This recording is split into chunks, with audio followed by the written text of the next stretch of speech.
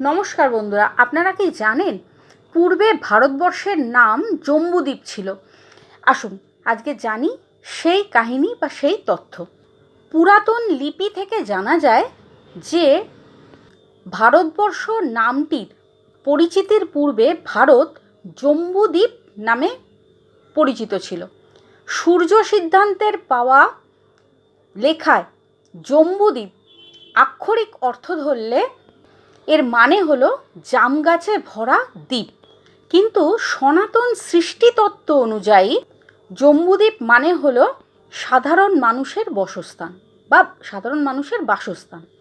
দার্শনিকভাবে এটা ভারতীয় উপমহাদেশের সবথেকে তাৎপর্যপূর্ণ নাম হতে পারত। পুরাণ অনুযায়ী এই জায়গাটি 9টি পর্বত ও 8টি বর্ষ নিয়ে তৈরি।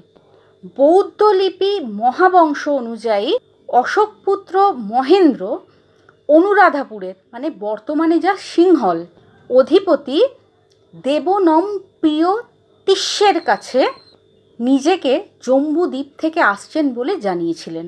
আর অশোকের সাম্রাজ্যের বিস্তারে উত্তর পূর্ব ও তামিলনাড়ু ছাড়া মোটামুটি পুরো দেশটাই ঢুকে যায় এই জম্বুদ্বীপের মধ্যে। এছাড়া হস্তিনাপুরের বর্তমানে যা উত্তরপ্রদেশে অবস্থিত জৈন তীর্থ জম্বুদ্বীপের স্থাপত্য শৈলীতেও জম্বুদ্বীপের একটা মোটামুটি গাঠনিক ধারণা মেলে। এইভাবেই ভারতবর্ষের নাম বা ভারতবর্ষের পূর্ব নাম জম্বুদ্বীপ নামে পরিচিত ছিল। এইবার থেকে কেউ যদি আপনাকে প্রশ্ন করে যে ভারতবর্ষের কটি নাম, আপনারা তাহলে সহজেই বলতে পারবেন ভারতবর্ষের নাম ভারত, ইন্ডিয়া, হিন্দুস্তান, জম্বুদ্বীপ। এছাড়া আমি আগের ভিডিওতে জানিয়েছি আর্য দেশও এই ভারতবর্ষকে বলা হতো। তাই সকলে ভালো থাকুন, সুস্থ থাকুন, আর এমনই ছোট ছোট তথ্য আমি আপনাদের সামনে পরিবেশন করব। ভালো লাগলে অবশ্যই একটা লাইক করবেন, ভিডিওটিকে শেয়ার করে সব বন্ধুবান্ধব এবং আত্মীয় স্বজন এমনকি বাড়ির ছোট ছোট ছেলে মেয়েদের মধ্যেও জানানোর চেষ্টা করবেন।